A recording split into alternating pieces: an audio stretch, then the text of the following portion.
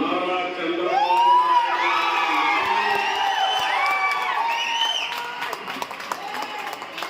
శాసనం ద్వారా నిర్మితమైన భారత రాజ్యాంగం పట్ల నిజమైన విశ్వాసం విజయంగా చూపుతానని, భారతదేశ సార్వభౌమాధికారాన్ని సమగ్రతను కాపాడుతానని ఆంధ్రప్రదేశ్ రాష్ట్ర ముఖ్యమంత్రిగా